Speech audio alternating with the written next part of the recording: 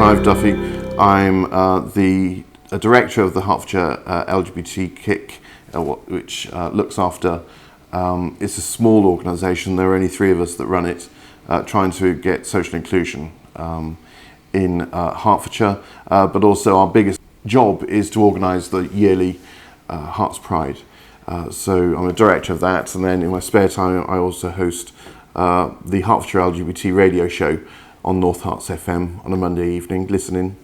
Generally, people come to me from the community and organisations come to me for either support or advice. Hertfordshire Police, I work very closely with our LGBT police network of LGBT police officers, and I'm also one of their key advisors when they have any particular issues or they need information and support themselves as a constabulary for anything that might be going on. So they can highlight if there are hate crimes going up, they'll contact me and see if I can work with them to work out why hate crimes going up, what we can do, etc. And I also work with the Hertfordshire Race Equality team as well. In Hertfordshire, we're a big community of, it's estimated around 80,000 people. But because we are so close to London, we're quite transient as well. So we don't have a lot of events that people can attend or a permanent LGBT bar, club, whatever. But we organise monthly events in Watford and St Albans, cinema evenings in Stevenage. And so we're just trying to grow things slowly. Everything that we do is always socially inclusive of all ages. So the two monthly events that we run are based in Watford and St Albans. They are karaoke nights, but we also have a special guest slot for a drag queen, because drag queens of all different types go down really, really well, no matter what the age. It's the drag queens that will sing some of the old traditional songs, some of the newer songs, and just generally all-round fantastic drag queens who usually are either coming in from London or Watford. Some people might have heard of the scheme called Ask for Angela.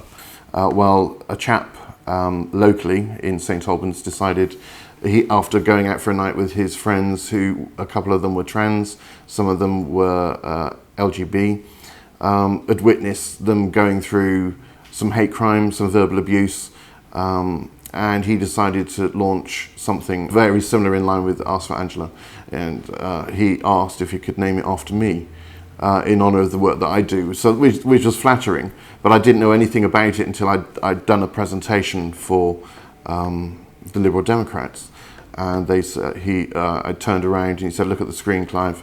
And on the screen was this great big badge, which is a rainbow flag with an Ask for Clive on it, and then underneath it says, this pub does not discriminate against anybody, everybody is welcomed, but if you witness or see or experience anything that makes you feel uncomfortable in this establishment, come to the bar and ask for Clive. Here in Hertfordshire for Terence Higgins Trust, I am the long-term condition support officer and training officer for Hertfordshire. So we support people living with or affected by HIV, and then I also go then to professional organisations to train them and their staff and all volunteers. And we're aiming this year, all of our training towards people that work in the care services, the support services, and mental health support services. And specifically those that are working with those over the age of 50, to re-educate, because most people generally that are probably over the age of 35 don't remember the 1980s, but those that are working in the care system and those that are being cared for are obviously older and may not actually have that awareness of what it is now to be living with HIV. And certainly in the care field, the reason for specifically aiming at them is so that if and when they might have a HIV positive person come into their service, then they're going to be treated just the same as anybody else. There have been horrific stories of how people have been treated in care services in the past. That's his chair, only he's only allowed to sit there. someone being brought their food while someone's wearing double gloves. There's been, the TV remote control in the sort of group lounge is always wiped after that person has used it, the person that was HIV positive. So all that kind of stuff just generates stigma. But the more we can actually train and inform the staff, the carers, etc., the better, because it's going to reduce that stigma and make people realise that somebody that's on effective treatment for around 6 months or more, their consultant will declare them HIV undetectable. That means that they can't transmit the infection onto anybody else if they happen to have unprotected sex. But also, it's getting that message through. You can't get HIV. There are only 5 ways that HIV can be transmitted. 98% of those are through sexual intercourse. So in terms of staff risk, there's none. And it's just a case of getting that information over to those providers. Next month I'm training 20 staff from Age UK in Hertfordshire, and I know that Age UK have been quite forward, and they've done something similar in Wiltshire.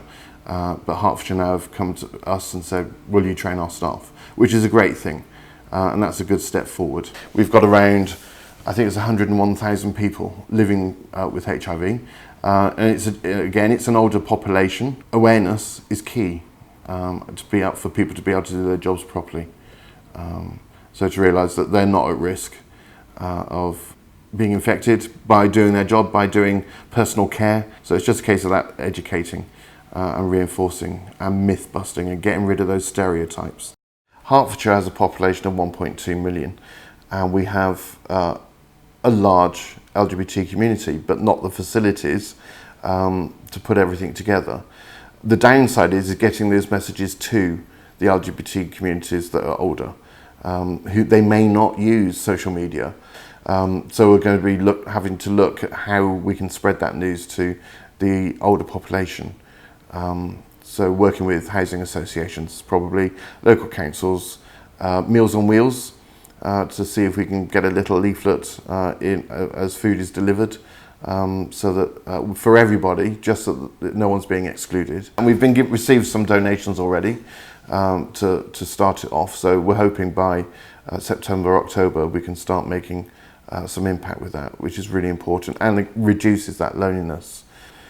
People are going into care homes, retirement homes. They might be going back in the closet after all that time. They don't have the family circle around them. They may not have their friends circle around them anymore. And so the impact that can have on someone's health and well-being, mental health as well, could be significant. So we're going to do whatever we can to sort of offer a different way, or the odd occasion when they can come out and meet up in a safe environment where they feel comfortable.